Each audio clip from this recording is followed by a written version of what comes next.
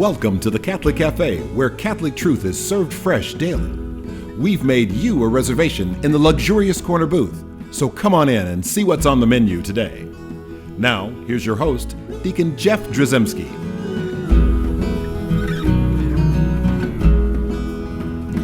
Greetings and welcome to the Catholic Cafe. I'm Deacon Jeff, sitting in the luxurious corner booth of the Catholic Cafe, joined as always by Sam Rodriguez. That's me. I'm so glad you're here, Sam, and we are wrapping up a really incredible journey for the Catholic Cafe. And the only sad thing is we're going to have to pack up all this stuff and carry the heavy Catholic Cafe luxurious corner booth back to our home. But it's been a blessing for us, and this is our last episode when we're talking about this amazing phenomenon of Sister Wilhelmina and exhuming the body, and this what looks like all signs point to incorruptibility and what that might mean.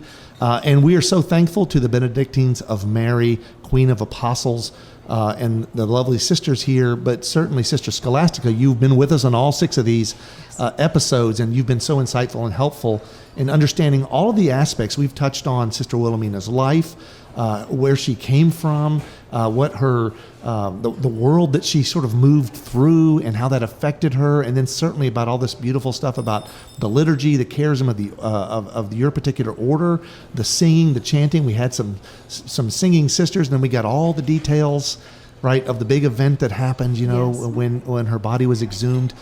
And so that kind of leaves us in a place now where it's like, well, what's next? Right? What do we do next? Because there's lots of. It was interesting, right? See, and I can't imagine it not being interesting to someone talking about this potential of incorruptibility and what that means and all that.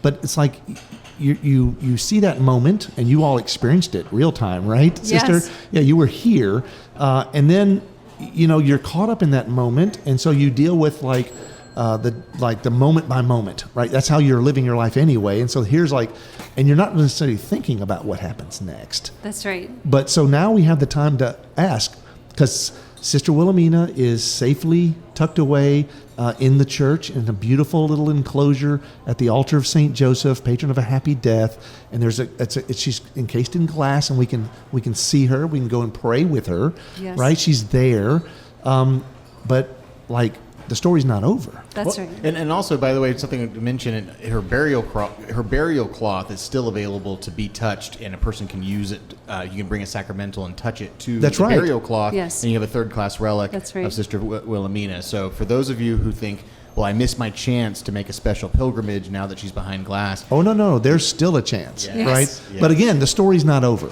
Right? That's right. So I know people are starting to think well, is she a saint? Is she not a saint? How do we know? And what do we have to do? And Sister described all these things that they did in cleaning her body and whatever, but there's lots of details now. It's true. And now it's interesting as well, because typically when you open a cause, that will be the time that you unseal the grave. So in a way, we have the miracle before we have the process. Right. So we have to do a little bit of extra work here, in that we have to seal the altar as her new quote-unquote grave. Okay.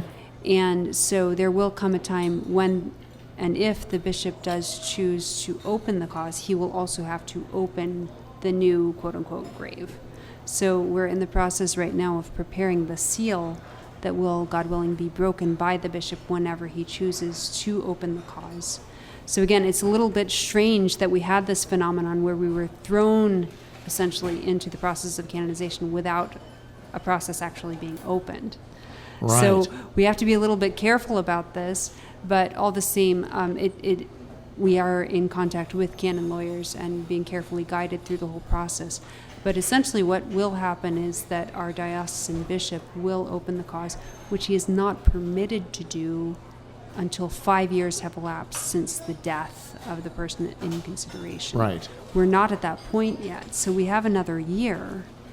And we're not at all daunted by that, because if you look historically in the past at some of the saints, St. Anthony, for example, was canonized, 2 years after his death, St. Francis of Assisi, only 3. So sometimes there's a very short turnaround, and usually that's because the momentum of the people has been so strong. Right. And the reports of miracles have been so numerous that it's propelling that forward. Now, the Church in her prudence has determined the 5 years, and we will certainly abide by that. But you're not going to sit idly by for this next year or two.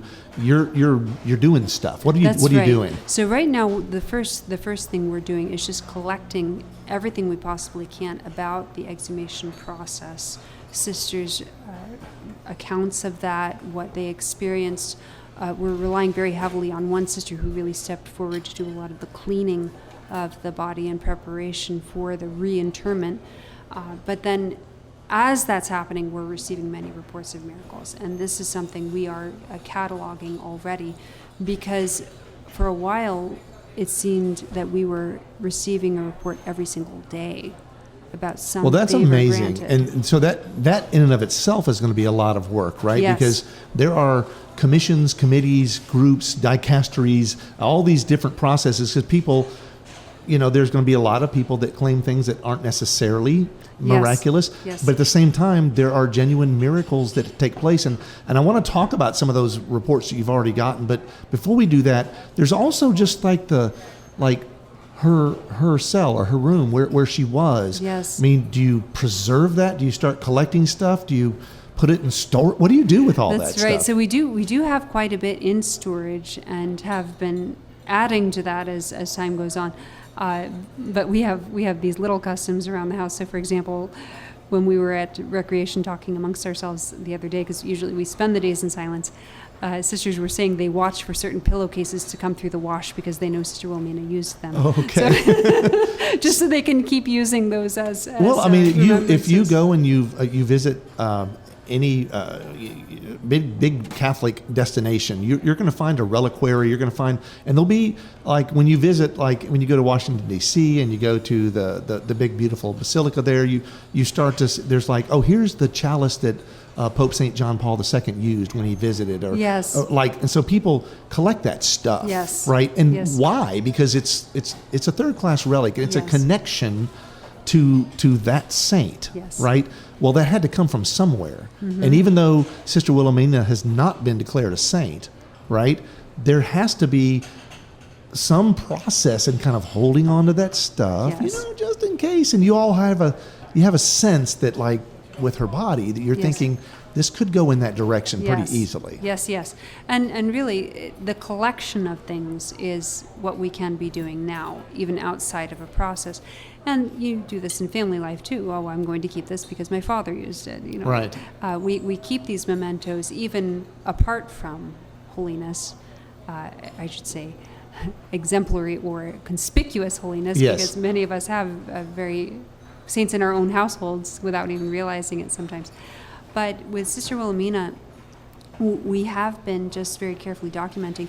She wrote pretty prolifically, especially in her poems. Oh, yeah, so you're going to have to hold on to that stuff. Yes. So even something as simple as a notebook. I opened it the other day. Our former chaplain, Father Lawrence Carney, has just published a book on the Holy Face devotion. And I pulled out her certificate of enrollment in the Confraternity of the Holy Face, but it was just in a notebook that had a list of priests she was praying for and other poems. Oh, see. So, Wow. poems that I had never read before. So, Yeah. so we're always finding new things that she had done, and Especially things in her own hand Yes. that you know Yes, that were yes. hers, and also like stuff that she used. And I Yes. know that as you sisters, are asked to have this certain level of detachment and not collect a whole bunch of stuff, but there are things that you might be fond of using or repeatedly using. Yes. Right. And those are the kind of things that you will remember. Oh, Sister Wilhelmina, she liked this particular pillow. Yes. And, it's like, she found this one fit her neck best Yes. or whatever. And you might think like, well, that's third class relic. Yes. It could be, Yes, definitely. So this goes again across the board, not only her things, but also memories of Sister Wilhelmina. Oh, yes. And pictures of Sister Wilhelmina, anything that can help us. And it's actually a little easy to trace her life, whereas, with someone like Padre Pio, they had so many volumes Yeah. to go through from his correspondence, from people he had touched. And so Sister Wilhelmina touched a great many people, But thanks be to God, we have a lot of at least one side of the correspondence. And part of that canonization process involves like essentially examining the person's life. Yes. So you're going to need as many details about when she moved from here to there. And so that might mean going to the oblates or whatever and finding like any kind of documentation, like and assignments and what she was doing and or whatever schools, maybe her certificate of being a valedictorian. All these kinds of things would be important to sort of find and put dates and times on as part of this examination. Yes. And thanks be to God, also Mother Abbess had the foresight of gathering details of her life in a book that we did publish, God's Will, which is named after a poem that she would regularly recite. But a lot of it is there. We have a lot more. And thanks be to God, we're able to catalog a lot of that. Well, that sounds like it's going in the right direction as far as not sitting idly by. That's right. That you, and of course, you show up here on this property and you see the sisters. You're working all the time. It's not like you're afraid of work. So not at all. No, and so it's part of your life. But I'm sure it's happy work because you're getting even closer to Sister Wilhelmina than where maybe it's some intimate closeness that you didn't necessarily have before. That's correct. Where you're touching things that she touched and you're organizing her things and stuff. That's probably a great blessing. It is. And also it underscores just the ordinariness of her holiness, just making holiness accessible to say, oh yeah, she wrote in notebooks. It's not like she wrote on golden tablets, It makes it very real and not impossible. You start to realize this is someone I knew, and this is someone who's going to be a saint, and I can do that too. And in fact, that was one of the motivating factors for me to enter the community, because when I visited, I saw her ironing a stack of corporals.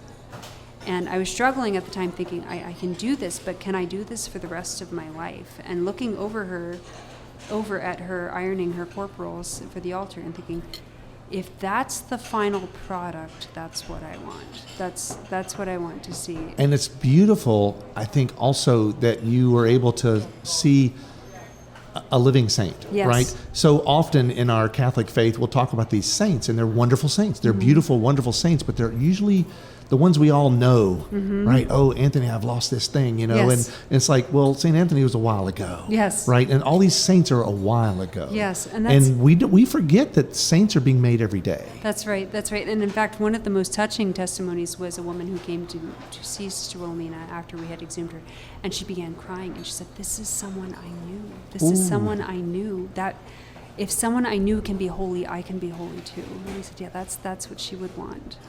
One question I have for you, and you're a sister who you care very much about church teaching. You're not someone who's loosey goosey with the. There actually is a sister loosey goosey here, so he didn't mean any offense, sister. But you're a by the book Catholic. I think it's fair to say, right? And so some of us listening, we might not know if she was already canonized. We know, okay, we call her Saint Wilhelmina, and we pray for us, et cetera, et cetera. Right now in this transitional period, or in this period of waiting and investigation, are there things that we need to know in terms of this is okay, but this is not okay? Like, are we allowed to ask for her intercession? Like, how do we go about this and think about this? I don't see any harm in that, and I even think about even people who have lost family members and they ask for their help. I don't see that's that's not worthy of condemnation there. So I think Sister Wilhelmina is in the same category. We haven't officially opened her cause, but again, as a friend, as someone we knew, there's no harm in asking her help. And so that's what a lot of people have been doing, and really turning up some amazing results.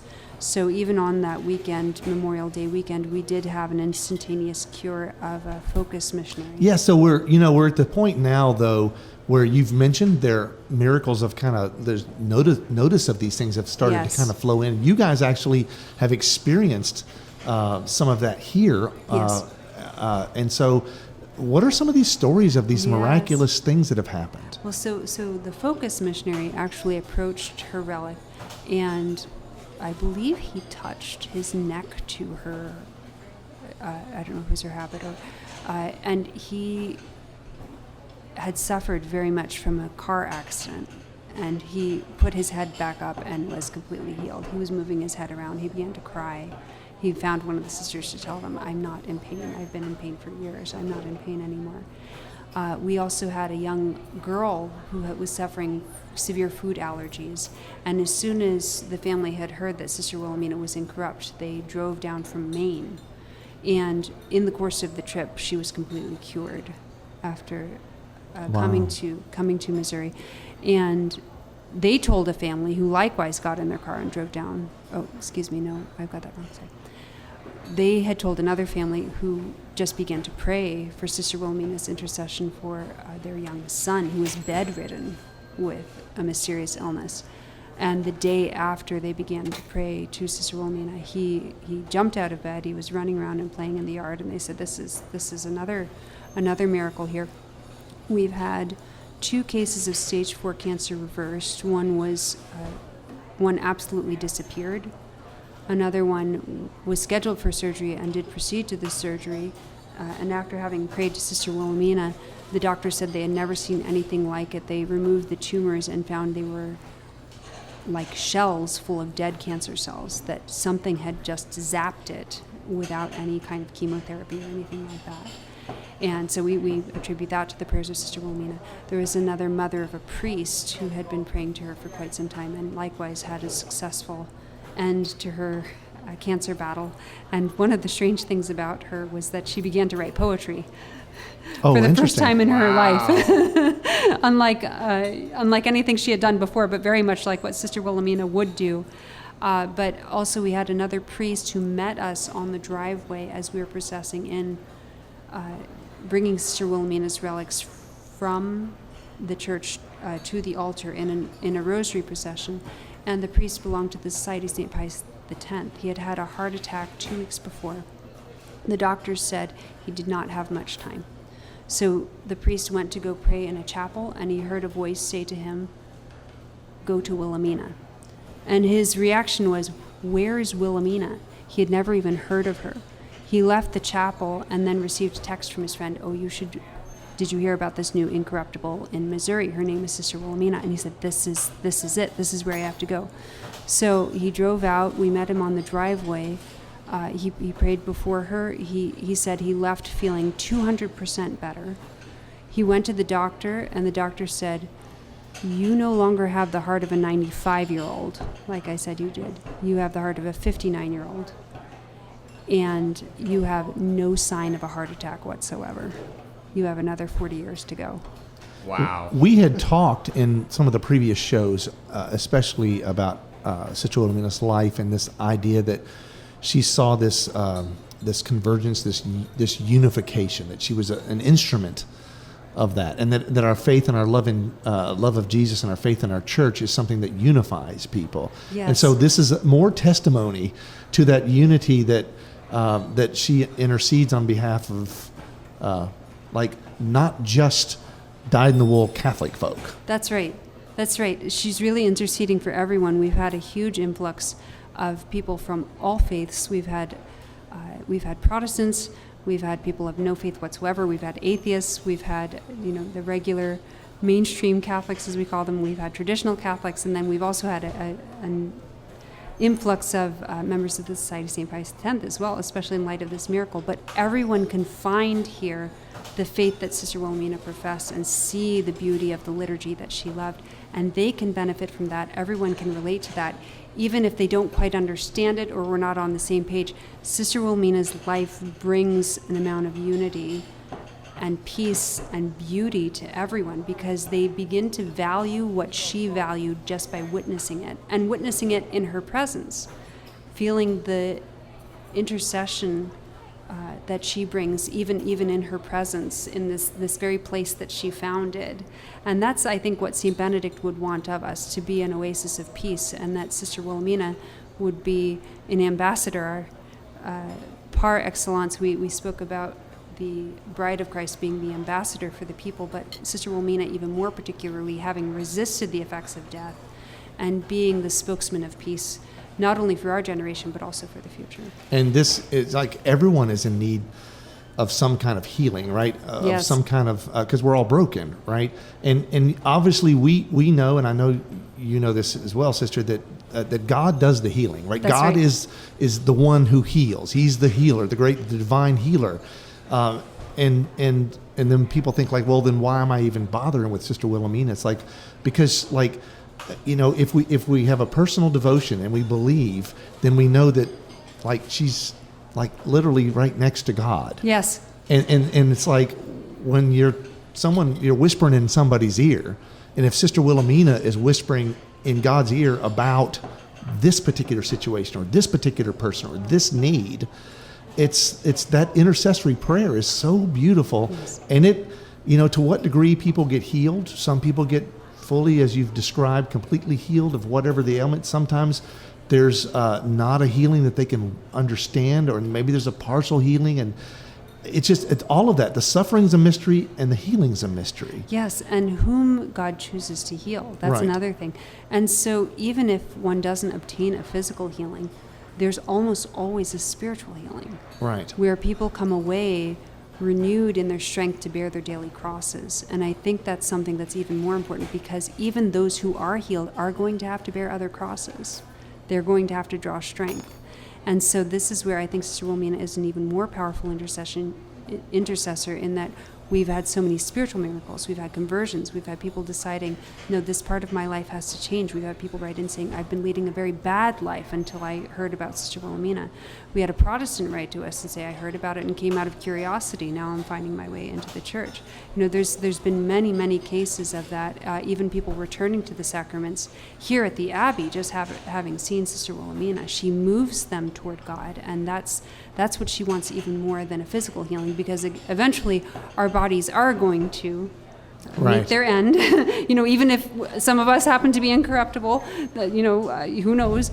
But on the other hand, we're going to meet death and we're going to meet God, and that's the most important thing is our relationship with God. I have a question for you. So let's fast forward. Let's say that she's canonized. Yes. And let's say that the Vatican calls you and says, Sister Scholastica, we're trying to put together a list of things that to name her under her patronage. Yes. And we just would like to get some feedback from you, as if you have any suggestions. What should we prayerfully discern, considering? Does anything come to mind as? Well, actually, the first thing that came to mind would be people who say the Rosary. Families who say the Rosary. Usually we attribute that to Father Patrick Peyton, the family that prays together, stays together. But I think Sister Wilhelmina would be a good runner-up for that. And I think also people who pray for priests. I think that's really important, because she really dedicated her life to that. She saw that you can only do so much for the church, especially as she's suffering so much. But to have that power of consecration, the power of the priesthood, and to be able to assist that with our prayers, I think she would be the patron of people who pray for priests. It sounds like a mouthful, a lot of alliteration, but I think it's powerful. Yes, it's right. true. There's something. Again, I see Sister Wilhelmina as prophetic for her time, right? And then you see the fruits of all this. Yes. I mean, and we look in hindsight what we've discussed over these 6 episodes, but really what you've experienced over the last several months, and then for you specifically, what you've experienced over. Sister Scholastic, I don't know how many years you've been involved in this, but from the beginning. Yes. And it's just like, it's an amazing story and an amazing journey. And it's something that like, where I didn't know anything about it, and now I do. And there's so many other Catholics and non-Catholics alike who are suddenly discovering Sister Wilhelmina, the charism of the Benedictines of Mary, Queen of Apostles, and really maybe looking at their own church or this Catholic church in a different way. Yes, especially because I think Sister Wilhelmina saw herself as a bride of Christ. And of course, the church is the mystical body. She is the bride of Christ, and she needs to be strengthened in her members. And I think the incorrupt body of Sister Wilhelmina is the main indicator of that in this miracle, this sign given to us by God, that it's more than the body, it's the strengthening of one another in the spirit and in charity. I think that's something that she really sought with all her soul, to unite the church in the love of God and to bring all souls to Christ. Sister Scholastica, I know like one of the things that like when you're here, you sisters spend a lot of time in silence and We do. contemplation, right? Yes. And you've probably talked more like in these 6 episodes than you have Yes, probably in the for a last long month, time. right? Yes. But if you were going to give us one last word, if someone's listening who's hurting, they feel disenfranchised, they feel like they don't belong somewhere, they're broken in some way, how would you share Sister Wilhelmina with them and just invite them along on this journey as well? Well, I think Sister Wilhelmina really stood out as a message of hope, because even with all our brokenness and all our sufferings and all the corruptibility of this life, that there is a life beyond, and we have to think upon that. I really think Our Lady would have thought upon that a lot as well. Beholding the sufferings of her own Son and the sufferings he took on for our sake, that you can even look past this to what he wants, and that's our happiness forever. This is just such a short time that we have here, and even in an incorruptible body, it's pointing to that life that we're meant to have, that life that is forever. And it's for everyone. It's Yes. intended for everyone. Yes, and that's something she said before she died. After beholding our Lord in a vision, she came to, and she did tell a sister, Jesus is the good shepherd, and he wants everyone to go to heaven. He wants everyone to go to heaven. That is a beautiful message and a beautiful way to close our 6th episode. Sister Scholastica, on behalf of the Catholic Cafe, thank you for welcoming the stranger as Christ. Yes. And thank you, Benedictines of Mary, in this beautiful ministry and mission that you have. And Sister Wilhelmina, pray for us, right? Amen. And so this is an awesome, awesome opportunity. And as always, our Blessed Mother is watching over us. Hail Mary, full of grace, the Lord is with thee. Blessed art thou among women, and blessed is the fruit of thy womb, Jesus.